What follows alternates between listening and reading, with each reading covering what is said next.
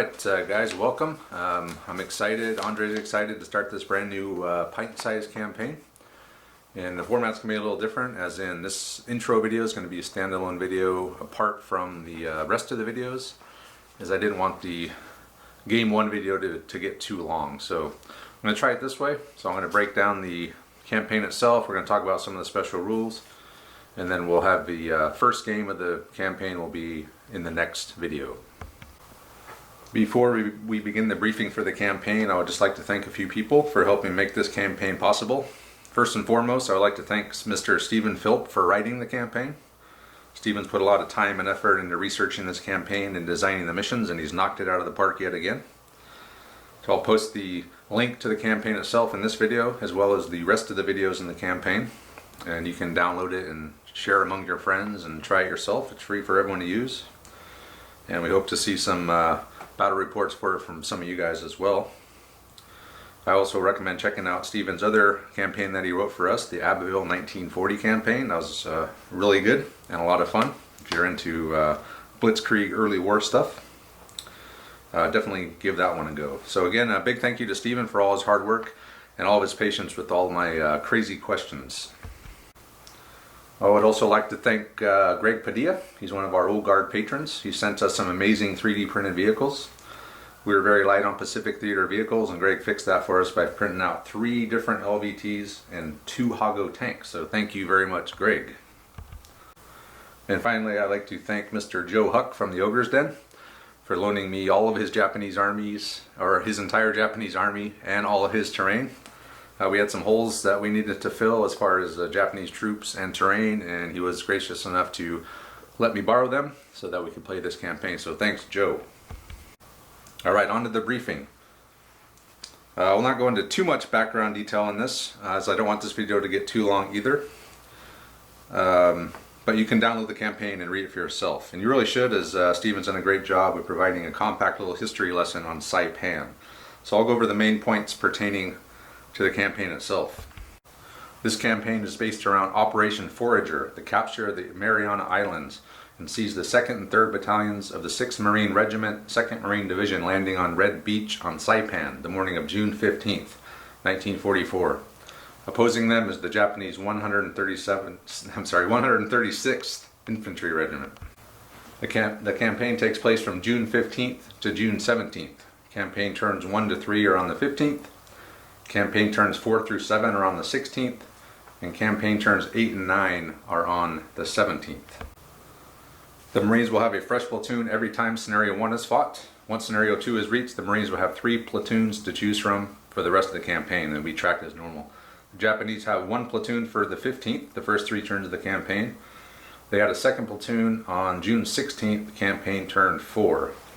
And both platoons remain available for the rest of the campaign. This campaign is a 6-rung campaign ladder. To win a major victory, the Marines must reach the 01 line at Table 6 by campaign turn 8. If they capture Table 6 on turn 9, it is a minor victory. Any other result is a Japanese victory.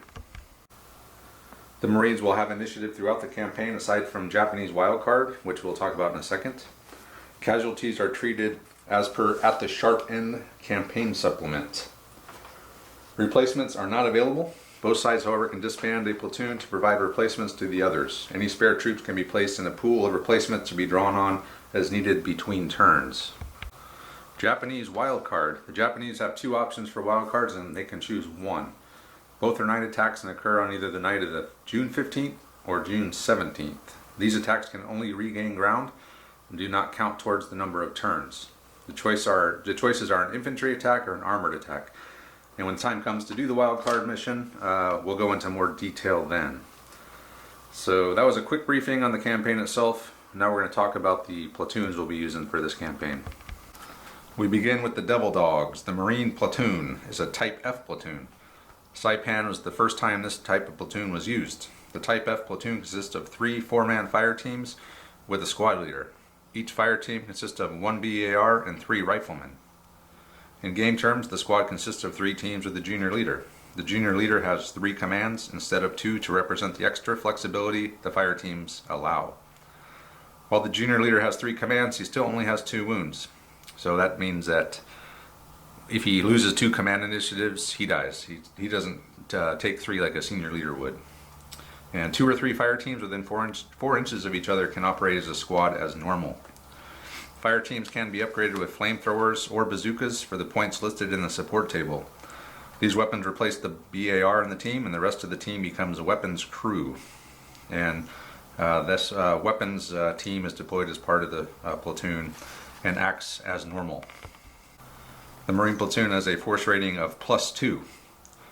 A couple special rules. They have the scout team special rule, so the same kind of standard US rule where the junior leader with a command can detach a 2-man scout team. That 2-man scout team can move 2d6, assume a tactical stance, and they can be commanded from any distance as long as line of sight is maintained. The Marines also get the Semper Fidelis rule, which adds 2 to their force morale roll to represent the aggressive nature of Marine warfare. And BARs, M1 Garands, and Carbines get to reroll 1s, assuming we remember. Or Andre remembers, I'm not going to remind him. No marching fire.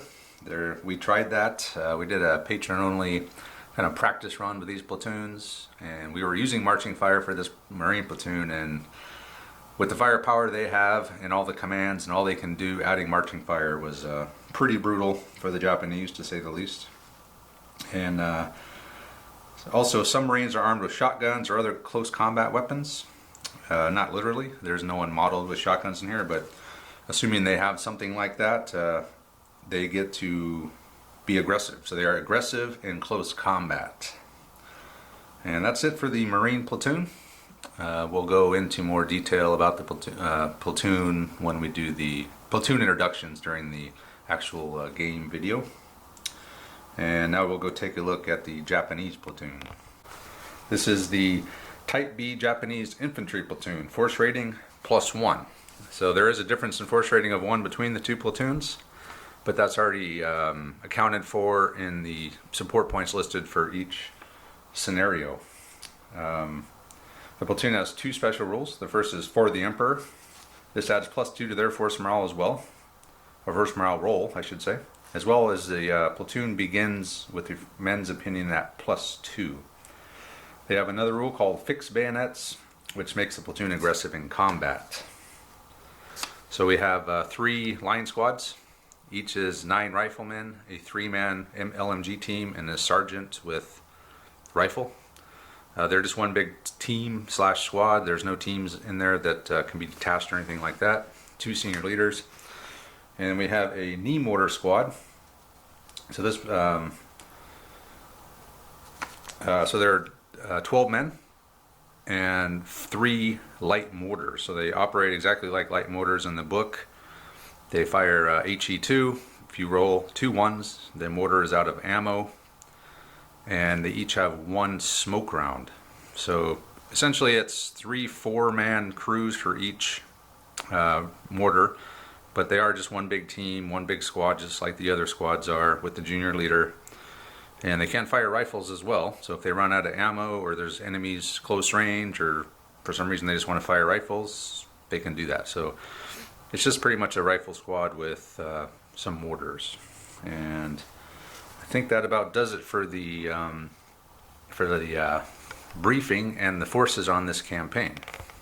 Terrain-wise, there's going to be a lot of variety in terrain. As the campaign says about the terrain, is that there's a mixture of all kinds of different buildings. You'll see Western-style buildings, you'll see hard buildings, soft buildings, all different sorts of stuff, because this part of the world was colonized and it was occupied by various European powers, and they left their mark with their architecture. So that's going to be mixed in with the softer, wooden huts that you would typically associate with a Pacific island. We'll go into terrain in a little more detail when we get to each map, as each map has something a little different on it. So I can't be too specific about terrain in this intro, but I did want to mention that if you're wondering why you're seeing these buildings that are usually in Western Europe, they are buildings that you would see on Saipan. So it's a good thing for me, because I'm able to use those and add a little bit of hard cover, because all the Pacific buildings that I have are all soft cover. So it'll help the Japanese out to have some hard cover mixed in with the soft cover building. So thank you, Stephen. I know you did that for me, man, so I appreciate it. And with that, I will wrap up the intro here. So this is just going to be the intro video. It's going to be a standalone video, and we will begin the next video. We'll begin turn 1 of the campaign, which is D-Day at Red Beach. So I hope you guys like it, and we'll see you soon.